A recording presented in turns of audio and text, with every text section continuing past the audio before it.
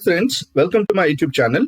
आज FMCG sector से Nestle India stock का फंडामेंटल एनालिसिस समझेंगे। इसके लिए हम एनालिटिक्स का यूज करेंगे। अगर आप इस चैनल पर नए हैं तो जल्द से जल्द चैनल को सब्सक्राइब करें ताकि आपको आने वाली लेटेस्ट वीडियो मिल सके। चलिए वीडियो में आगे बढ़ते हैं और एनालिसिस शुरू करते हैं। हम देखेंगे लॉन्ग टर्म इन्वेस्टमेंट का सबसे बड़ा फायदा वीडियो के आखिर में। उससे पहले ये चीज आप समझ लें, लॉन्ग टर्म में बनता है पैसा। इसके लिए आपको पेशेंस रखना होगा और फंडामेंटल स्ट्रॉन्ग स्टॉक्स में इन्वेस्ट करना होगा। वॉरेन बफेट कहते हैं, अगर आप किसी शेयर को 10 साल के लिए खरीदने तैयार नहीं हैं तो 10 मिनट के लिए उसके मालिक होने के बारे में भी ना सोचें। तो चलिए फंडामेंटल स्ट्रॉन्ग स्टॉक्स आइडेंटिफाई करने के लिए देखते हैं कंपनी के sales growth, profit margin, profit and loss, reserves, borrowings, cash flow, ratios और रिटर्न्स। पहले हम बात करते हैं सेल्स की। तो सेल्स में हमें क्या देखना होगा? सेल्स और एक्सपेंसेस। यहाँ पे आपको स्क्रीन पे दिख रहा है सेल्स, जो कि नीचे से ऊपर की तरफ जा रहा है, और उसकी तुलना में एक्सपेंसेस उसके नीचे ही होना चाहिए और दोनों में गैप होना चाहिए। तो मैं अभी आपको दिखा रहा हूँ एक्सपेंसेस।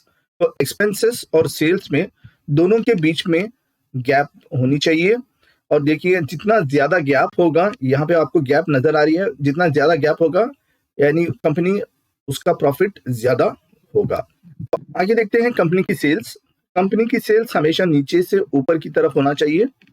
इसका मतलब ये है कि कंपनी हर साल अपना बिजनेस यानी ग्रो कर रही है। तो इसका मतलब ये हुआ कि नीचे से ऊपर जाने की तरफ ये समझ लो कि कंपनी अपना बिजनेस एक्सपैंड कर रही है या फिर उसके सेल्स को इंक्रीज कर रही है। और ये पता करना होगा कि हर साल यानी कितना ग्रो कर रही है।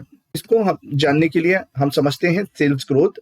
सेल्स ग्रोथ एक ऐसी आपको वैल्यू देगा, ऐसा परसेंटेज देगा, जिससे आपको पता चलेगा कि पिछले साल से इस साल में कितना कंपनी ने ग्रो किया अपने सेल्स को। तो उसके लिए हम पहले कैलकुलेट करेंगे, करंट पीरियड सेल्स को माइनस करेंगे प्रीवियस ईयर की सेल्स के साथ और डिवाइड करेंगे प्रीवियस सेल से और मल्टीप्लाई करेंगे 100 से। इससे हमें एक फिगर मिलती है जो परसेंटेज में नजर आती है। तो यहाँ पे आप देख सकते हैं कि सेल्स ग्रोथ और ये आपका एवरेज सेल्स ग्रोथ है। तो यहाँ देख सकते हैं 10% की हमारी टारगेट लाइन है और हमारा टारगेट है 10% एवरी ईयर।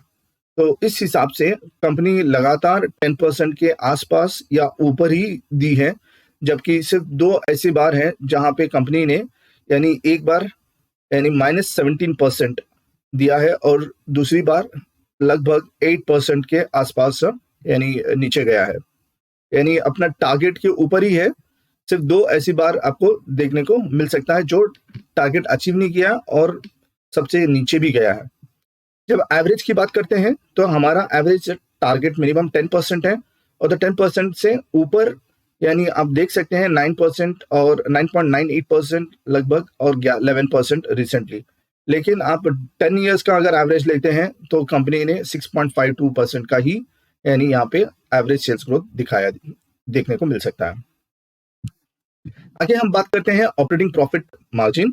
ये फाइनेंशियल रेशियो है जिससे कंपनी की प्रॉफिटेबिलिटी मेजर कर सकते हैं और कंपनी की एफिशिएंसी भी।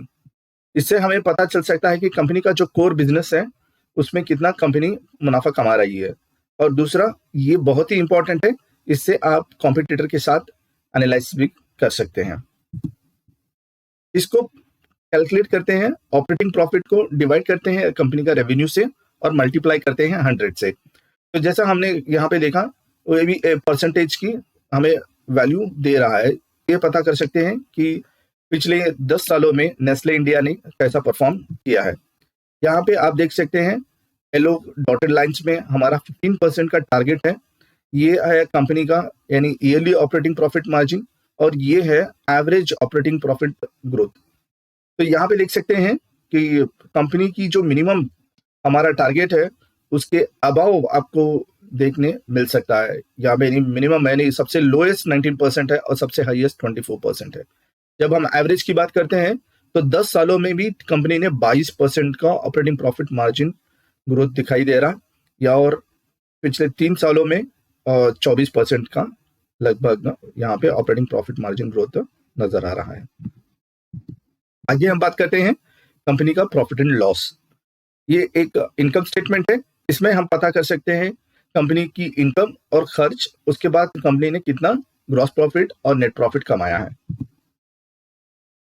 तो कंपनी का सेल्स यहाँ पे नजर आ रहा है, ये कंपनी के एक्सपेंसेस हैं और सारे एक्सपेंसेस जाने के बाद कंपनी ने ऑपरेटिंग प्रॉफिट यहाँ पे बना लिया है, आपको देखने को मिल सकता है। और फाइनली सारे टैक्सेस वगैरह सब जाने के बाद कंपनी ने नेट प्रॉफिट इतना सा बनाया है। आगे देखते हैं ऑपरेटिंग प्रॉफिट मार्जिन, जो कि कंपनी का यहाँ पे लगभग नेक्स्ट है और हमारा टारगेट था 15%। तो ऑपरेटिंग प्रॉफिट मार्जिन यानी अबव द टारगेट लाइन नजर आ रहा है। तो कंपनी की जो नेट प्रॉफिट थी वो बन गई हमारी रिजर्व्स, और कंपनी के पास कितना डेट है वो हम देखते हैं बोरोइंग्स में। ये ऐसी बड़ी इंपॉर्टेंट चीज है, यानी कंपनी के पास कितना पैसा है और कंपनी के पास कर्ज कितना है। रिजर्व्स एंड बोरोइंग्स का परसेंटेज हम यहाँ पे देखेंगे और कंपनी का रिजर्व्स और बोरोइंग्स वैल्यू वाइज इस तरफ देखेंगे। तो हमारा रिजर्व्स मिनिमम 85% होना चाहिए, जो कि आपको देख सकते हो कि आपका मोर देन 85% यानी 99% कंपनी के पास यानी रिजर्व्स हैं और सिर्फ 1% यहाँ पे बोरोइंग्स थी। लेकिन पिछले 3 सालों में कंपनी ने थोड़ा डेट इंक्रीज किया है, 9 to 12% तक यानी देखने को मिल सकता है अप टू 2021। और शुरुआत में कंपनी के पास 38% to 34% था, जो कि कंपनी ने उसको रिड्यूस किया डेट को और 1% पे लेकर आई। यानी इसका मतलब है कंपनी यहाँ पे अच्छा परफॉर्म किया है और उसके डेट को पूरा तरीके से खत्म किया है। वैल्यू वाइज अगर हम देख सकते हैं तो कंपनी के पास रिजर्व्स यहाँ पे ज्यादा थे और 2021 में कंपनी के पास जो रिजर्व्स थे वो कम हुए हैं। कैश फ्लो में हम बात करते हैं ऑपरेटिंग कैश और हम बात करेंगे कैश फ्रॉम इन्वेस्टिंग। इससे हम पता कर सकते हैं कि कंपनी ने जो पैसा बनाया वो पैसे को कंपनी के अंदर कितना खर्च किया है।